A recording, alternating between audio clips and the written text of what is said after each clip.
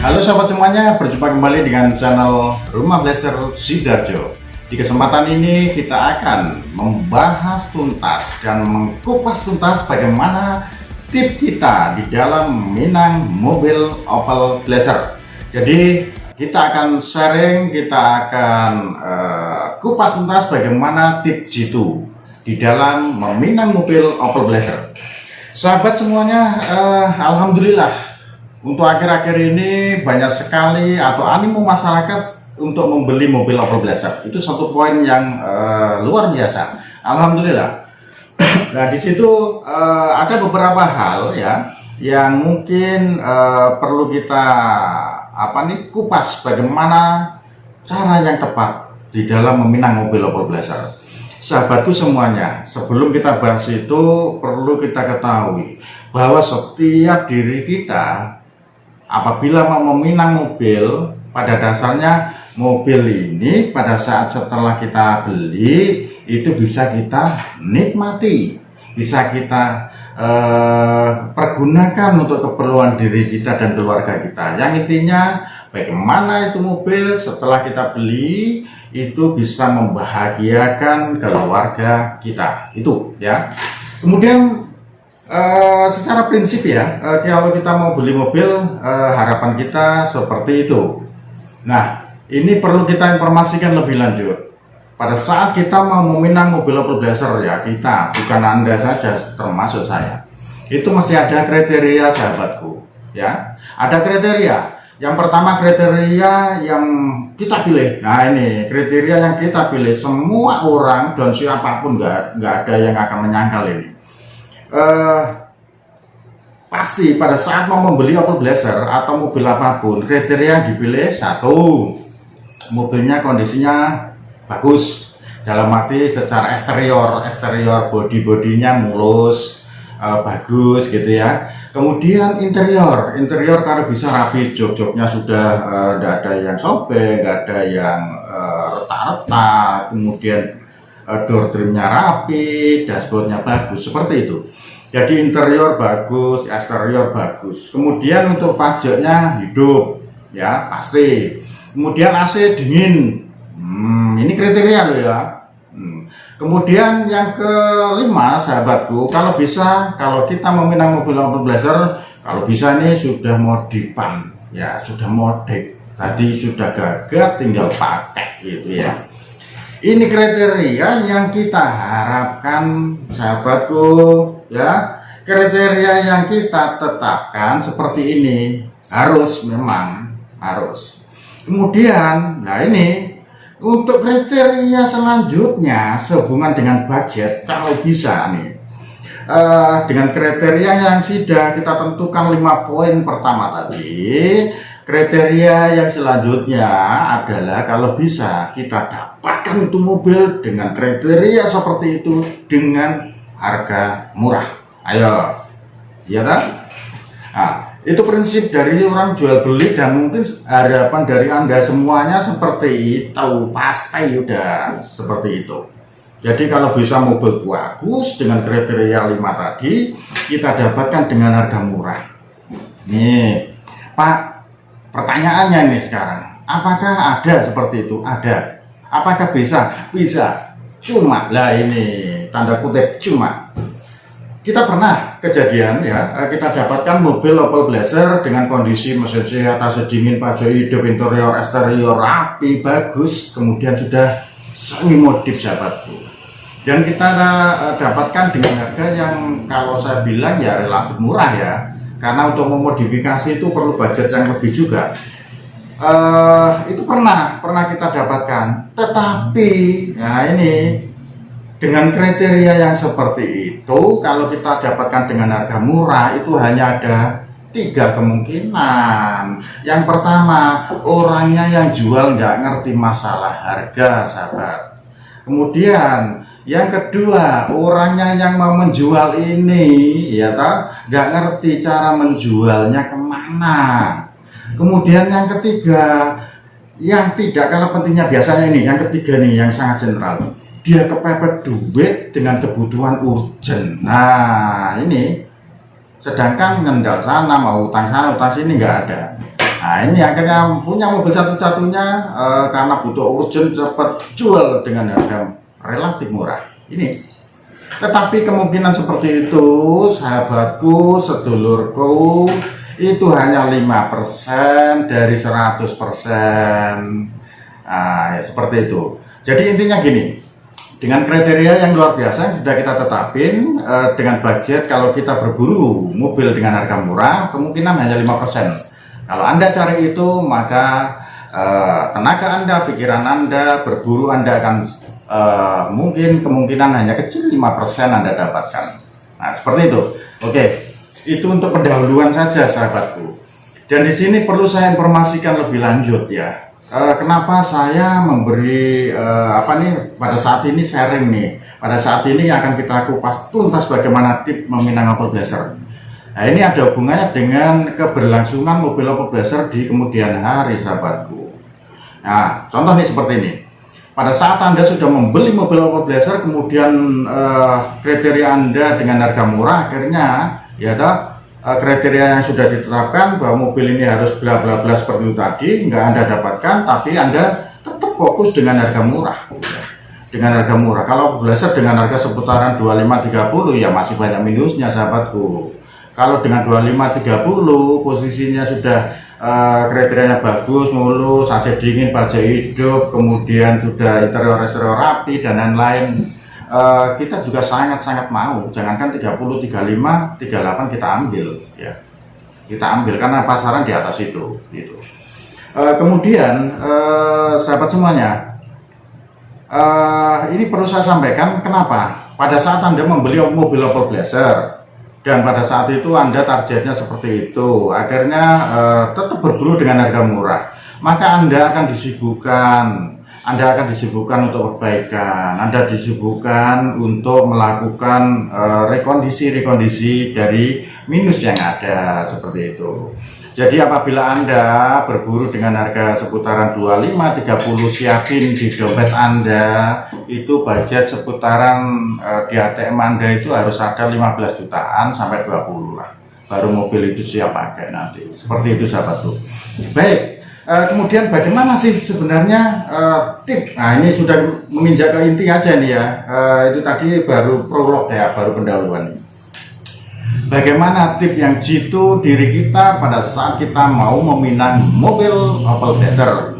Sahabatku semuanya, yang pertama nih, tip di dalam meminang mobil Opel Blazer. Sahabat, yang namanya mobil seperti yang saya sudah katakan tadi, ada yang namanya harga pasar.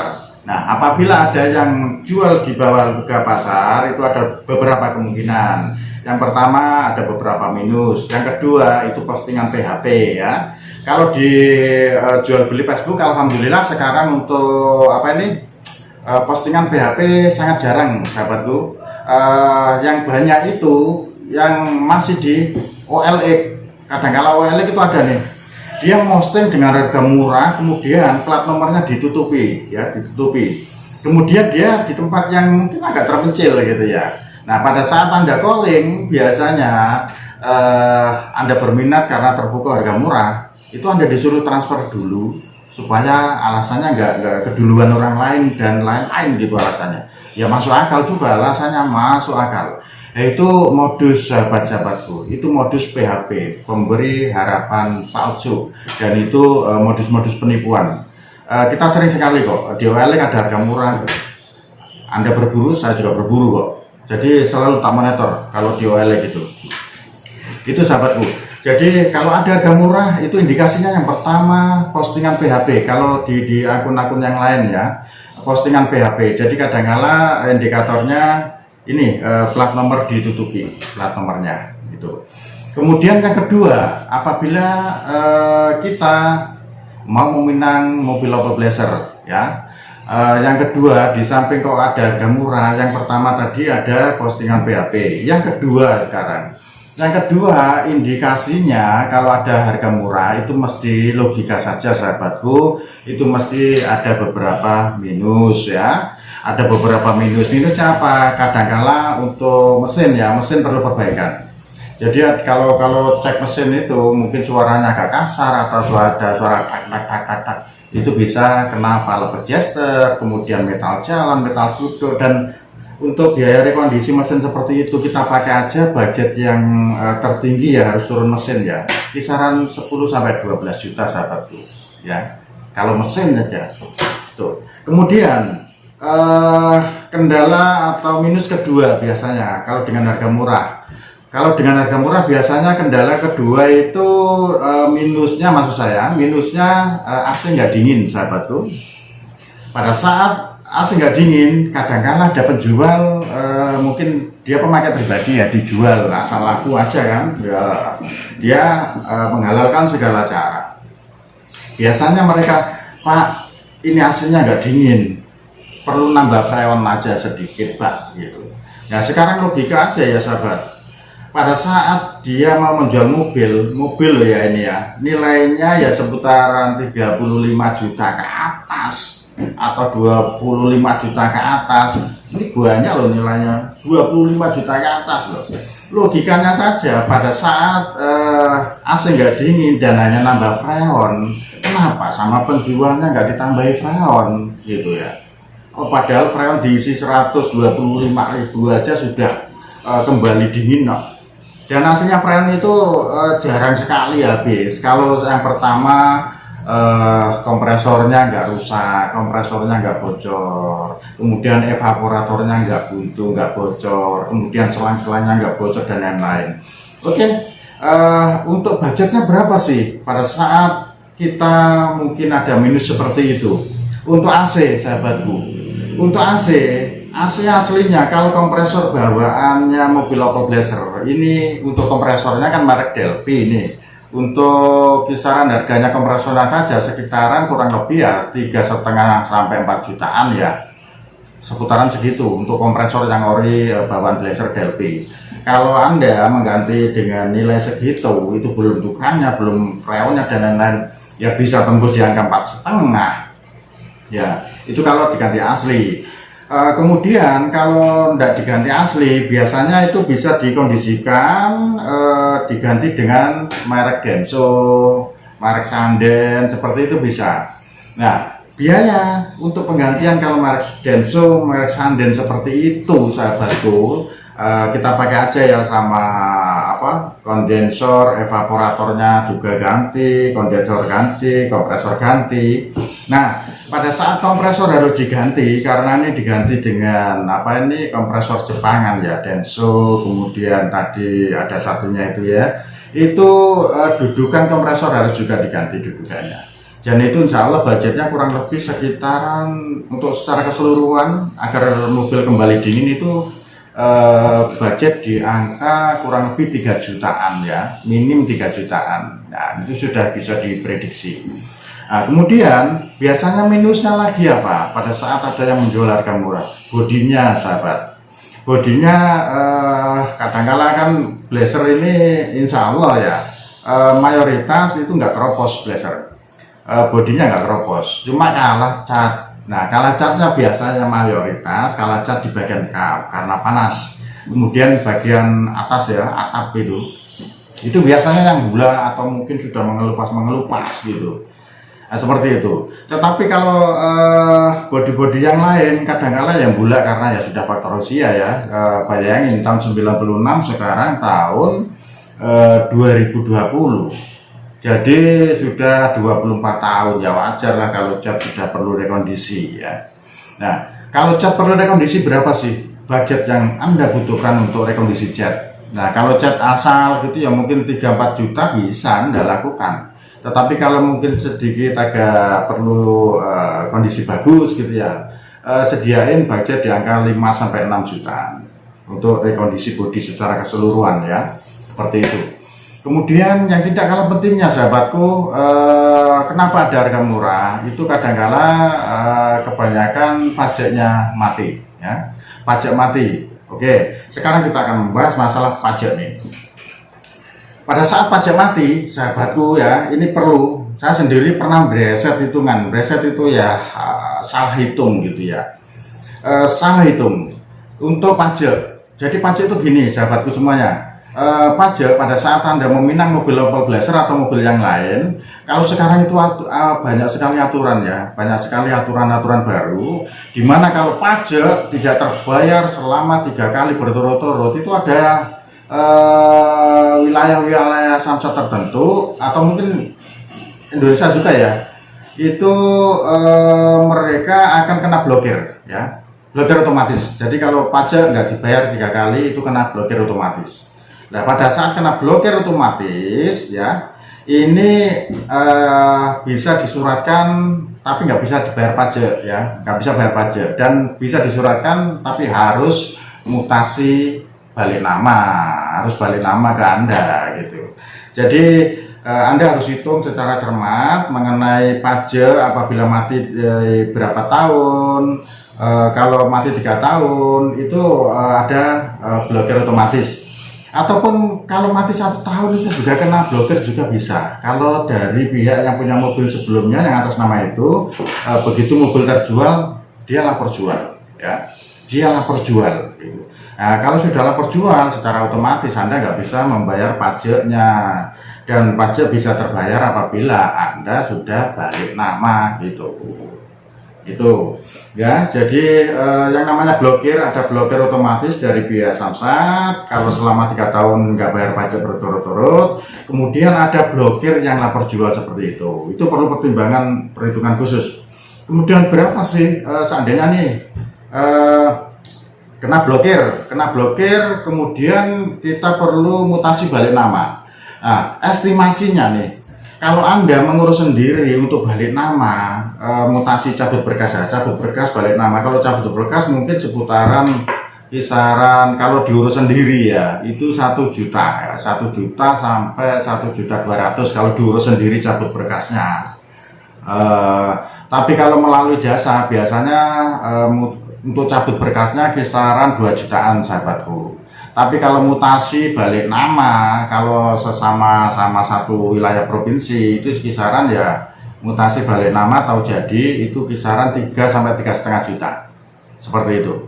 Itu untuk mutasi balik nama wilayah satu provinsi. Tapi kalau wilayah provinsi yang lain ya kisaran 4 juta, 4,5 juta. Tergantung. Ini di luar pajak ya, di luar pajak ini. Ini untuk biaya cabut berkas sama balik nama ke wilayah baru. Terlepas dari pajak kali ini. Jadi seperti itu sahabatku untuk perhitungan masalah pajak. Itu tadi masalah pajak ya, pajak sudah saya kira cukup jelas. Jadi di pajak itu apabila ada telat keterlambatan pajak, itu tadi konsekuensinya ya. Kadang-kala ada sudah kena blokir ya, blokir otomatis, ada yang blokir lapor jual seperti itu. Nah, ini untuk perhitungan pajak selanjutnya, di samping Anda harus menghitung pajaknya itu, contoh nih, pajaknya tahun 96, pajak kita pakai buletin aja di angka 1 juta gitu ya, 1 juta. Kemudian Anda mungkin, oh ini pajaknya masih 4 tahun gitu ya, 4 tahun berarti 1 kali 4, benar. Berarti 1 kali 4, 4 juta. Nah ini Anda belum menghitung juga nih. Menghitung apa? Menghitung berapa dendanya. Dendanya biasanya kisaran 30% ya. Kalau denda 30%. 30% aja kita pakai aja di angka dari 4 juta, 1 juta. Kita pakai aja 1.200.000. Jadi sudah 5.500.000. Belum ini nanti biaya cabut berkas mutasi ya. Kita pakai aja 4 jutaan ya, 4 jutaan ya, hampir 10 juta kalau mati pajak seputar 4 tahun sampai 5 tahun seperti itu ya. Jadi untuk biaya pengurusan pajak seperti itu. Dan tidak kalah pentingnya sahabatku, di dalam berburu mobil Opel Blazer itu tadi ada indikasi ya, apabila ada mobil harga murah di luar harga pasar, indikasinya yang pertama postingan BAP. Kemudian indikasi yang kedua ada beberapa minus yang sudah saya uraikan secara jelas itu tadi ya. Kemudian maaf ada yang terlupa satu ini, interior sahabatku, interior. Nah pada saat interior mungkin sudah agak amburadul ya. joknya sudah pecah-pecah, kemudian joknya juga sudah banyak yang sobek mengelupas. Berapa sih untuk rekondisi atau budget untuk rekondisi dari jok atau bangkunya, ya, kursinya? Nah, di situ biasanya kita backlit ya, kita backlit. Nah, di dalam rekondisi jok ini ada beberapa bahan, ya, ada ya kembali semuanya lah. Semuanya ada rupa, ada harga gitu ya. Untuk backlit juga seperti itu. Backlit ya, kalau 2 sheet 2 baris itu rata-rata ada yang harga paling murah, ada 1.300.000 ada, kemudian 1.600.000 ada, 1.900.000 ada, yang paling bagus itu ada harga 2.300.000 sampai 2.500.000. Namanya MBTEX Superior. Dan kita selalu menggunakan itu MBTEX Superior, beda seputaran ya sekisaran 800-900 ribu, tetapi hasilnya sangat jauh. Kalau MBTEX Superior keunggulannya itu nggak panas ya, pada saat hidup nggak panas, kemudian juga lentur, empuk, enak gitu ya. Kemudian apabila dijahit ya, di backlit gitu, kondisinya bisa rapi, bagus gitu loh. Jahitannya itu bisa bagus ya. Di samping ya memang kelihatan beda, memang lain bahan. Jadi kalau kita standar untuk apabila ada permintaan untuk interior juga disentuh agar lebih bagus gitu, itu biasanya kita pakai MBTEX yang superior, biayanya seputaran 2.300.000 sampai 2.500.000. Seperti itu untuk interior. Baik sahabatku, itu tadi indikasi apabila ada harga murah. Kalau Anda berburu dengan harga murah karena sesuai dengan budget ya, mungkin budgetnya 25 sampai 30 juta, kemudian Anda terlalu ambisius, sangat pengen karena racunnya blazer luar biasa, sangat pengen meminang blazer, Anda harus pertimbangkan ya. Anda harus pertimbangkan untuk meminang blazer apabila budget Anda hanya 25 sampai 30 juta. Kalaupun Anda nekat, silakan. Nah, Anda harus melakukan hal seperti ini. Kalau Anda mungkin di budget 30 sampai 35. Tapi ini hasilnya ideal pada saat Anda mau berburu meminang mobil blazer. Lihat nih harga pasar, kondisi bagus bagaimana. Kalau Anda nggak tahu harga pasarnya, mungkin Anda ada teman yang sudah memakai Opel Blazer atau paham tentang mobil Opel Blazer, tanya ke beliaunya, Pak, kisaran harga Opel Blazer berapa sih yang tahun segini gitu. Kemudian kalau bisa pada saat Anda mau meminang mobil Opel Blazer, karena mungkin karakteristiknya Blazer beda ya, agar lebih detail dalam pemeriksaan itu Anda bawa aja lah. Untuk rekan-rekan yang sudah memakai Blazer jadi dia paham, atau kalau nggak gitu Anda bawa teknisi yang paham mobil Blazer. Jadi tester ya, tester Anda bawa orang mungkin memberi seputaran 200.000 lah, daripada nanti Anda dapat barang yang salah, barang yang kurang tepat, kemudian Anda semakin banyak budget yang Anda keluarkan. Lebih bagus Anda bawa teknisi atau tester ya, yang paham mesin Opel Blazer, Anda bawa untuk meminang mobil Opel Blazer. Seperti itu lebih bagus sebenarnya. Cuma ajaklah teman, ajaklah teknisi yang benar-benar amanah, yang benar-benar Anda tahu. Soalnya apa, banyak sekali modus, banyak sekali ya teman-teman, ada yang datang gitu ya, datang ke rumah Blazer Sidoarjo, milih barang, habis itu nggak satu orang, ada mungkin 3 orang gitu ya, nggak ngertinya, yang satu testernya, yang satu itu orang yang diajak gitu ya. Setelah mungkin orangnya yang mau membeli ini lihat barang, testernya datangi kita biasanya itu, Pak, nanti kalau dilaku dapat berapa gitu. Nah, orang-orang seperti ini yang nggak amanah. Jadi Anda harus tahu karakter orang yang Anda bawa. Kadang-kadang apa? Lah, logikanya aja ya sahabatku, mereka itu diajak orang yang membeli untuk dipergunakan keahlian mereka di dalam menentukan mobil ini api opo elek, mobil ini bagus apa enggak gitu. Kok malah lirik-lirikan, kan nggak amanah. Kalau seperti itu malah kita tolak, saya nggak mau. silakan berikan informasi yang sebenarnya kepada calon customer, kepada orang yang membawa sampaian ke sini. Jangan sampai malah main mata sama kita. Kalau barang bagus, omong bagus, kalau barang jelek, minus, omong jelek aja, enggak apa-apa gitu.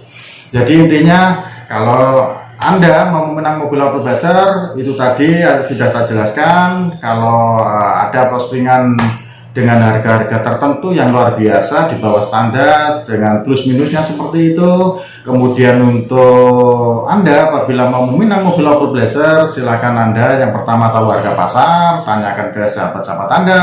Kemudian yang kedua, Anda bawa teknisi untuk cek mobil Opel Blazer. Nah, kemudian pada saat mau melakukan pengecekan, kalau Anda harus nekat berangkat sendiri nih, yang harus dilakukan pengecekan apa? Seperti yang tak jelaskan tadi, sahabatku. Yang pertama ya, dari sisi mesinnya ya. Ya, ini kan hanya merefresh dari yang minus apabila ada harga murah.